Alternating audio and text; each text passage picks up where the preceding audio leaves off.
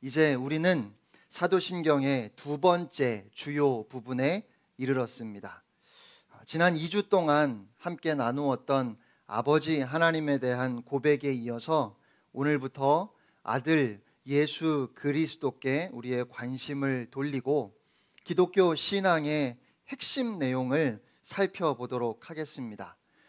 사도신경의 반 이상이 거의 3분의 2 가까운 부분이 예수 그리스도에 관한 고백입니다. 이것은 우리에게 아주 중요한 사실을 말해주고 있습니다. 결국 신앙은 예수 그리스도에 관한 것이라는 사실이지요. 예수 그리스도가 우리가 믿고 있는 모든 것의 핵심입니다. 어떤 부차적인 부분들은 혹시 잘못 알더라도 여전히 그리스도인일 수 있습니다. 그러나 예수님에 관하여 잘못 알고 있다면 그것은 치명적입니다. 우리의 믿음이 단순히 어떤 감정적인 경험에 그쳐서는 안 됩니다. 우리의 믿음은 하나님의 유일하신 아들 우리 주 예수 그리스도에 관하여 계시된 진리 위에 바로 서야 하겠습니다. 이 시대 가장 영향력 있는 복음주의 학자 가운데 한 사람이었던 제임스 패커는 그의 책 견고한 크리스천에서 우리가 하나님을 천지의 창조주로 고백할 때 우리는 힌두교를 비롯하여 모든 동양 종교와 갈라서게 되며 예수님이 하나님의 유일하신 아들이시며 그리스도 즉 메시아이시며 주님이심을 고백할 때 이슬람교나 유대교와도 갈라서게 된다고 했습니다. 사도신경의 예수 그리스도에 관한 고백, 그러니까 유일하신 하나님의 아들이시며 그리스도이시며 우리의 주님이시라는 이 고백은 기독교를 전적으로 독특한 신앙으로 만들어준다고 그는 그렇게 이야기했습니다. 고신대학교의 최경락 교수는 너는 왜 우리 종교를 놔두고 수입산 종교를 믿어? 라는 아주 당황스러운 말을 들은 적이 있다고 합니다. 신토불이라고 먹거리도 또 문화도 우리 것이 좋은 법인데 우리 전통 종교를 놔두고 너는 왜 바다 건너온 수입산을 믿냐는 것입니다. 워낙 당황스러운 질문이라 순간 말문이 막혔다고 합니다. 여러분은 뭐라고 대답하시겠습니까? 여러분은 왜 우리 걸 놔두고 수입산 기독교를 믿으시나요? 엄밀히 말해서 불교도 유교도 다 수입산 아닙니까? 이렇게 말씀하시겠습니까?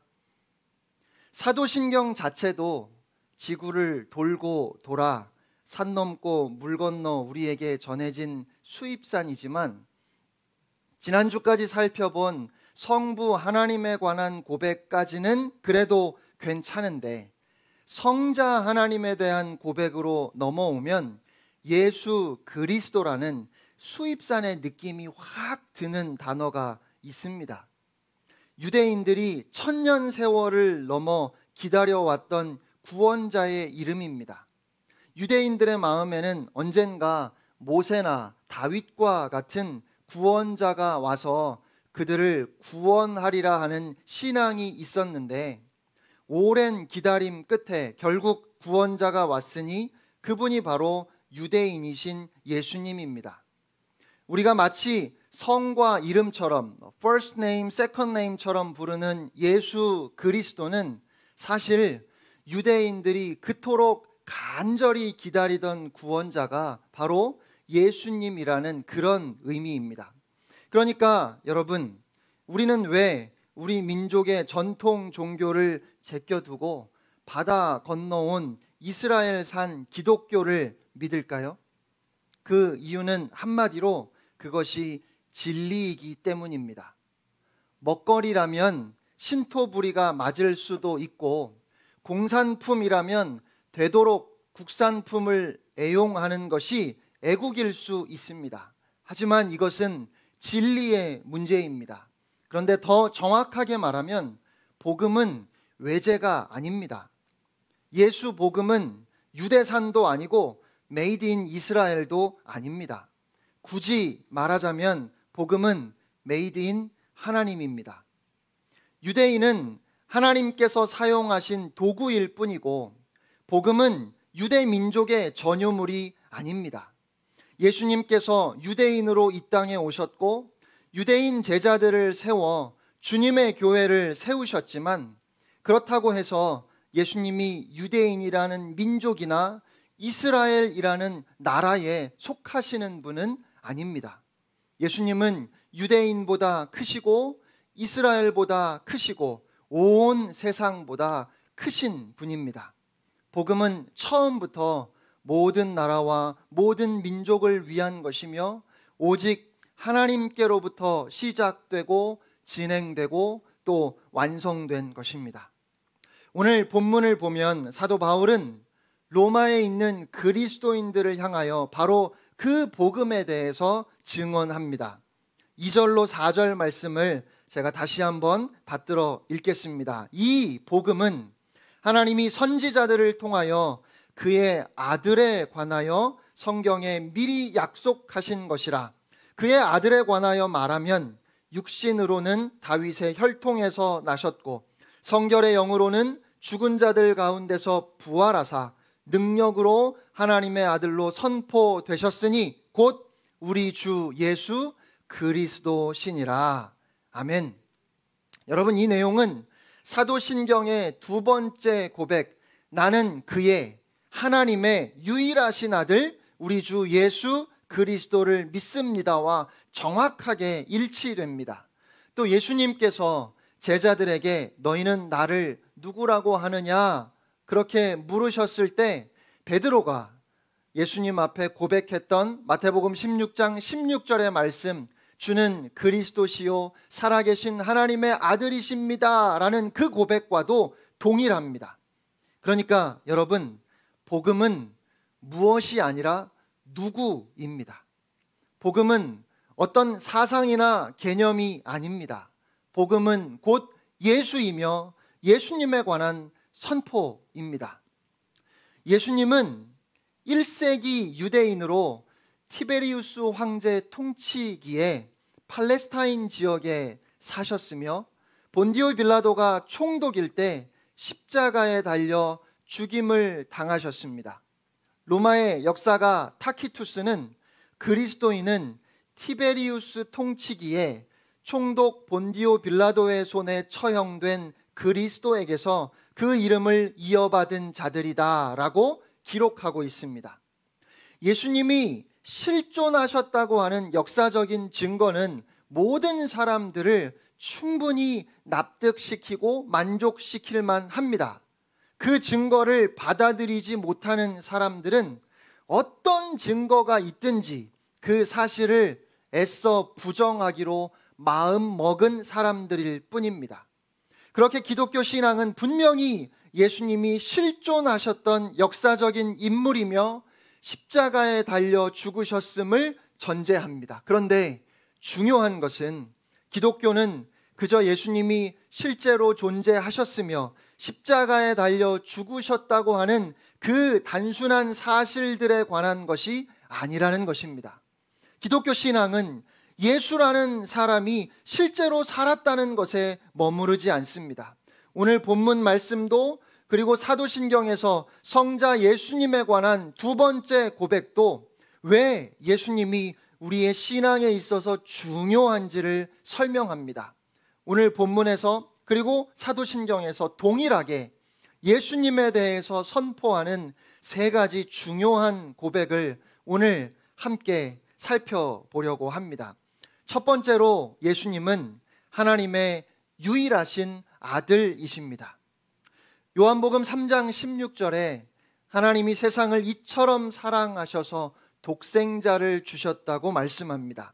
독생자는 오직 하나뿐인 유일한 아들이라는 뜻이지요.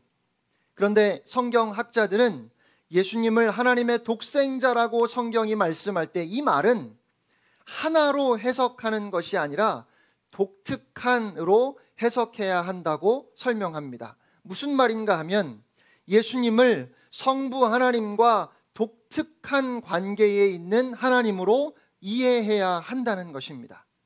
쉽게 예를 들면 아버지를 많이 닮은 아들이 있다고 생각해 보세요. 아버지의 외모뿐만 아니라 말투 그리고 성격과 행동 등을 아주 많이 닮은 아들이 있다면 그 아들만 보아도 사람들은 단번에 아버지가 어떤 사람인지 알 수 있을 겁니다. 마찬가지입니다. 예수님은 바로 그런 분이십니다. 하나님을 특별하게 닮은 분이라는 차원에서 예수님을 하나님의 아들이라고 부른 것입니다. 성경을 보면 그에 대한 증거가 많이 나옵니다. 요한복음 1장 18절 말씀입니다. 본래 하나님을 본 사람이 없으되 아버지의 품속에 있는 독생하신 하나님이 나타내셨느니라. 예수님께서 하나님을 나타내 보여주신 분이기에 하나님의 아들이라고 성경은 증언하고 있습니다. 그런데 얼마만큼 닮았나요? 예수님을 본 사람은 하나님을 본 것과 똑같을 만큼 닮았다고 말씀합니다. 요한복음 14장 9절에도 예수님께서 말씀하시지요. 예수께서 이르시되 빌립아 내가 이렇게 오래 너희와 함께 있으되 네가 나를 알지 못하느냐? 나를 본 자는 아버지를 보았거늘 어찌하여 아버지를 보이라 하느냐? 그리고 요한복음 10장 30절을 보면 예수님께서 이렇게 말씀하십니다. 나와 아버지는 하나이니라 하신대. 여기서 하나는 단순히 숫자적으로 하나라는 뜻이 아닙니다. 성부 하나님과 성자 예수님의 본질이 하나라는 그런 의미입니다. 예수님은 하나님과 본질이 같다는 차원에서 아들이시기에 성부 하나님을 가장 잘 보여주시는 분입니다. 그러므로 우리는 예수님을 통하여 하나님의 사랑, 하나님의 공의, 하나님의 용서, 하나님의 온유하신 성품을 그대로 볼 수 있습니다. 아울러 예수님을 통하여 우리를 구원하기를 원하시는 그 하나님의 뜨거운 열망도 함께 볼 수 있습니다. 예수님은 하나님의 유일하신 아들이십니다. 둘째로 예수님은 그리스도, 즉 메시아이십니다. 우리말 신앙 고백에는 우리 주라는 말이 먼저 나오지만 원문에는 예수 그리스도가 먼저 나오고 그 뒤에 우리 주라는 고백이 나옵니다. 그래서 저는 원문의 순서대로 살펴보려 합니다. 하나님의 유일하신 아들의 이름은 예수입니다. 예수님께서 이 땅에 태어나시기 전에 천사를 통해서 그 이름을 알려주셨습니다. 그 이름을 예수님의 어머니 마리아에게 먼저 알려주셨지요. 누가복음 1장 31절 말씀입니다. 보라 내가 잉태하여 아들을 낳으리니 그 이름을 예수라 하라. 그리고 예수님의 육신의 아버지인 요셉에게도 알려주셨습니다. 마태복음 1장 20절입니다. 아들을 낳으리니 이름을 예수라 하라. 이는 그가 자기 백성을 그들의 죄에서 구원할 자이심이라 하니라. 아멘. 예수라는 그 이름은 문자적으로 보면 하나님이 구원하신다라는 뜻입니다. 하나님께서 자신의 아들을 이 세상에 보내실 때 예수라고 이름을 지으신 이유는 그 아들을 통하여 이 세상을 구원하기를 원하셨기 때문입니다. 그래서 그렇게 이 땅에 오신 예수님은 그리스도이십니다. 앞서 말씀드린 것처럼 예수 그리스도는 우리말 이름처럼 성과 이름이 아닙니다. 성자 하나님의 이름은 예수이고 그리스도는 그분의 공식적인 직함입니다.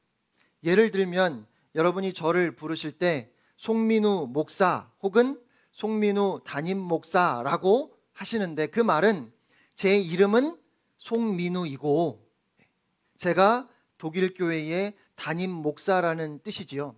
그러니까 송민우 담임 목사의 정확한 의미는 담임 목사인 송민우입니다. 그리스도는 헬라어이고 히브리어로는 마쉬아흐, 바로 메시아입니다. 그러니까 예수 그리스도라는 말의 정확한 의미는 그리스도이신 예수, 다시 말하면 하나님께서 온 세상을 구원하시기 위해 보내시겠다고 약속하셨던 그 메시아가 바로 예수님이라는 것입니다.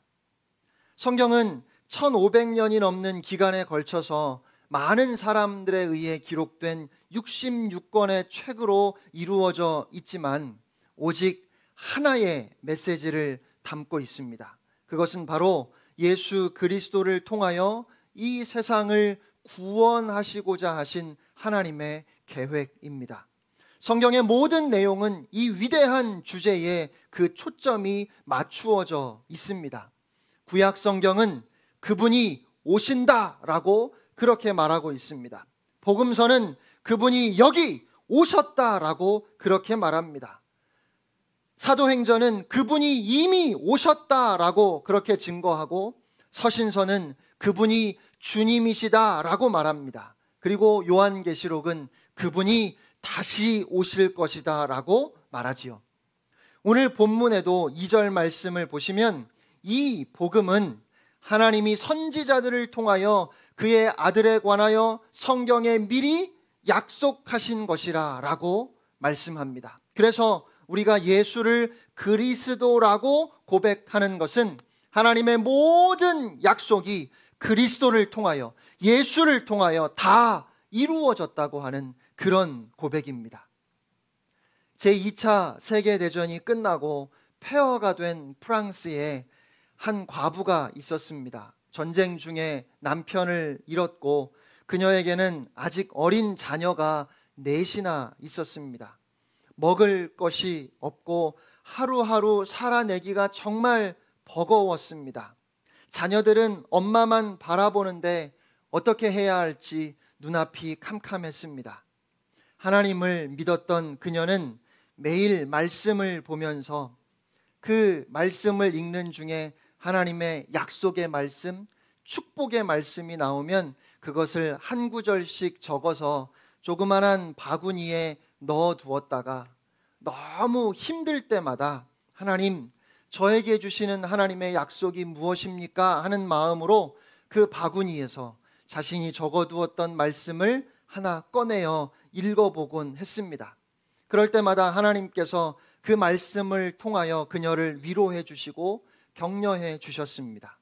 그러던 어느 날, 그날은 정말 힘이 들고 아무런 희망도 보이지 않는 것 같아서 막막함에 눈물을 흘리던 그녀는 또다시 하나님의 약속을 붙들기 위해 그 말씀 바구니로 향했습니다. 그런데 그만 발을 잘못 디뎌 넘어지면서 그 바구니를 손으로 치고 말았습니다. 그 순간 그녀가 적어 놓았던 모든 말씀들이 그녀에게로 쏟아졌습니다. 그리고 그때 그녀는 하늘에서 이런 음성을 듣는 것 같았다고 합니다. 다 내 것이다. 여기 있는 약속들, 이 모든 축복들은 다 내 것이다. 내가 너에게 나의 독생자를 주었다. 하나님의 말씀에 담긴 모든 약속이, 하늘의 신령한 복도, 땅의 기름진 복도, 오직 예수 안에서 전부 우리에게 주어진 것입니다. 그래서 초대교회는 날마다 성전에서 또 집집마다 다니면서 예수님이 그리스도이심을 가르치고 선포하기를 쉬지 않았습니다. 사도행전 5장 42절 말씀입니다. 그들이 날마다 성전에 있든지 집에 있든지 예수는 그리스도라고 가르치기와 전도하기를 그치지 아니하니라. 아멘. 예수님은 그리스도 메시아이십니다. 마지막 세 번째로 예수님은 우리 주이십니다. 이보다 더 짧은 신앙 고백이 있을까 싶습니다. 그런데 우리 주, 단 세 글자의 고백이지만 그 무게는 다른 어떤 고백과 비교할 수 없을 만큼 무거운 고백입니다. 성경은 예수님을 주로 고백하기 위해서는 반드시 성령 하나님이 역사하셔야 한다고 그렇게 말씀합니다.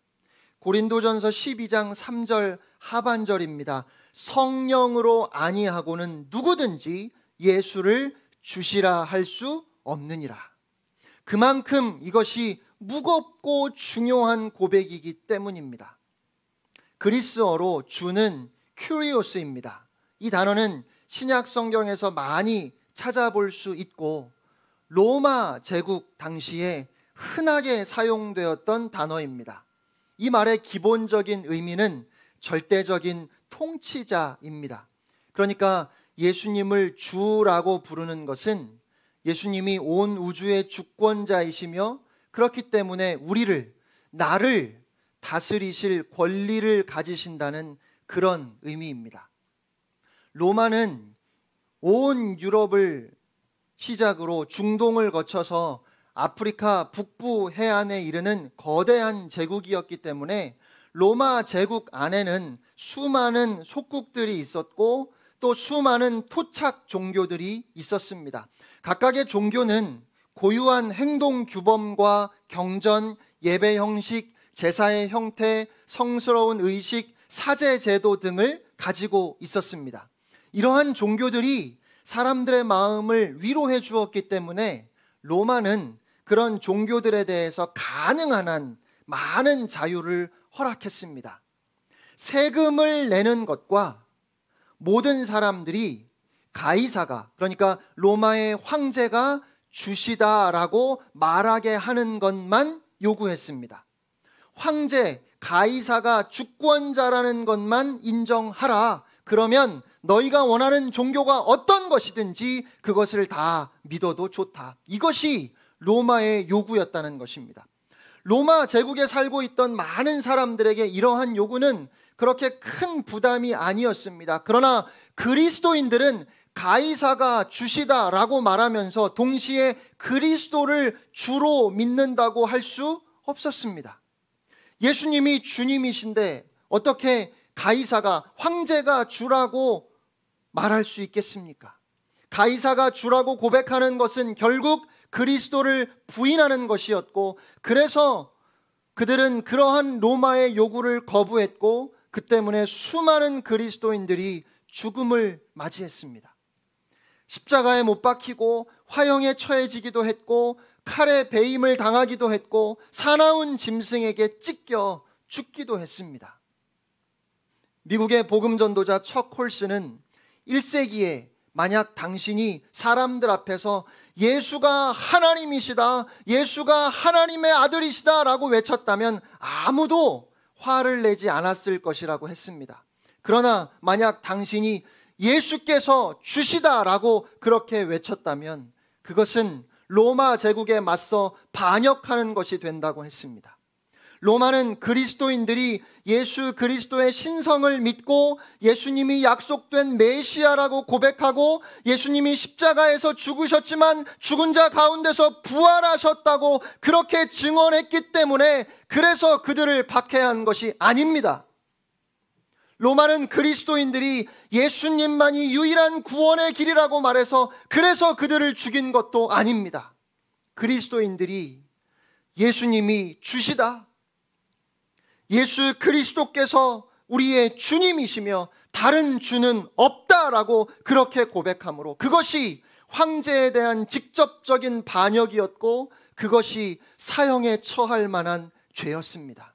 그러니까 예수님의 주되심을 고백함으로 그리스도인들은 온갖 핍박을 당해야 했고 목숨마저 잃게 되었던 것입니다. 그렇다면 오늘 우리의 고백은 어떠한지 돌아보아야 하겠습니다. 우리는 그런 비장한 마음을 품고 주 예수를 고백하고 있습니까?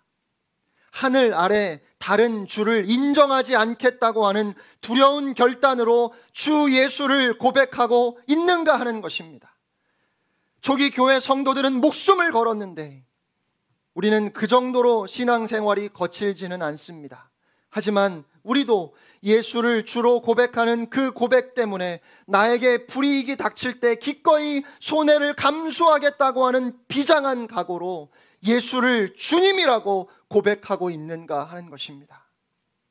주여 주여라고 부를 때 우리는 정말 내 삶의 주인이시며 온 세상의 주권자이신 주님을 부르는 것 맞습니까? 혹 너무 가벼운 마음으로 주인이 아니라 종을 호출하듯 주여를 외치고 있지는 않습니까? 주여는 명령할 때 부르는 이름이 아닙니다. 부탁할 때 부르는 이름도 아닙니다. 오히려 모든 것을 내려놓고 주인의 명령에 복종할 자세를 갖추어야 부를 수 있는 고백입니다. 그런데 때로 마치 종을 호출하듯 주여를 외치는 경우도 있는 것 같습니다. 그래서 전에도 제가 말씀드렸지만 주여 혹은 주님이라는 호칭 대신 주인님이라고 바꾸어서 부르는 것이 좋겠다는 생각이 듭니다. 주여라는 말이 워낙 관용화되어서 습관처럼 쓰이다 보니까 그 말이 주인이라는 뜻이라는 걸 자꾸만 우리가 잊어버립니다. 여러분의 입에서 주여라는 말이 나올 때마다 그것을 주인님이라고 그렇게 바꾸어 보십시오. 그리고 그렇게 주인님이라고 예수님을 부르는 것이 조금도 어색하거나 이상하지 않아야 합니다.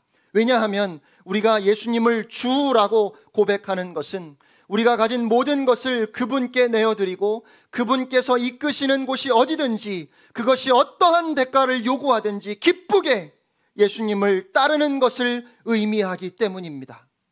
예수님을 내 삶의 주인님으로 고백할 때 비로소 우리의 사도 신경이 진실한 고백이 될 것입니다.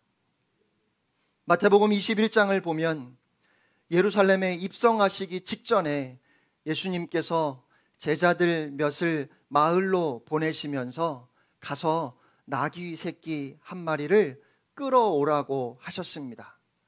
여러분, 그 나귀는 제자들의 나귀가 아닙니다. 예수님께서 미리 맡겨두셨던 나귀도 아니었습니다. 그런데 근처 동네에 있는 나귀를 다짜고짜 그냥 끌고 오라고 하셨습니다. 그러니까 제자들이 여차하면 도둑으로 몰릴 수도 있는 상황입니다. 그런데 제자들에게 예수님께서 말씀하십니다. 마태복음 21장 3절 말씀입니다. 만일 누가 무슨 말을 하거든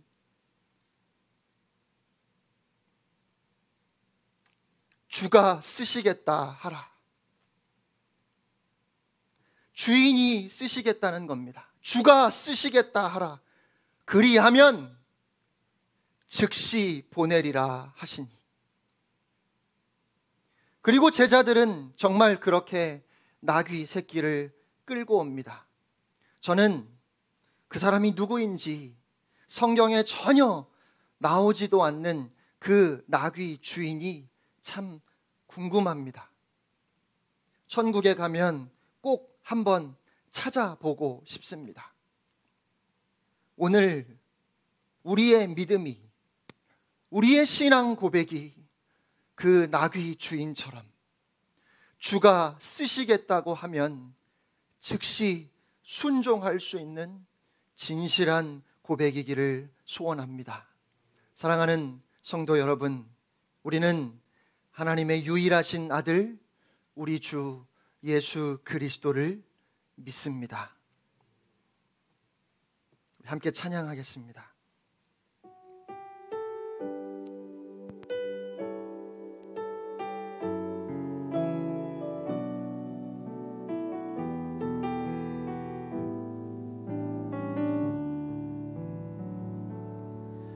많은 이들 말하고 많은 이들 노래는 하지만 정작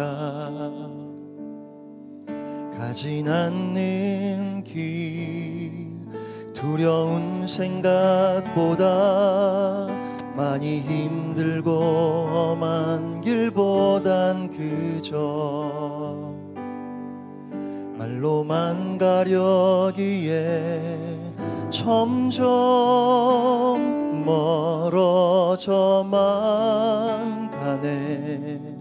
내게 생명 주었던 그 길 점점 이용하려 하네. 내게 사랑 주었던 그 길 다시 복음 앞에 내 영혼 선에 주님 만난 그때 나 다시 돌아가 주님께 예배 드리며 다시 십자가의 길 걸으리. 다시 한번 처음부터 고백합니다. 많은 이들 말하고 많은 이들 노래는 하지만 정작 가진 않는 길 두려운 생각보다 많이 힘들고 험한 길보단 그저 말로만 가려기에 점점 멀어져만 가네.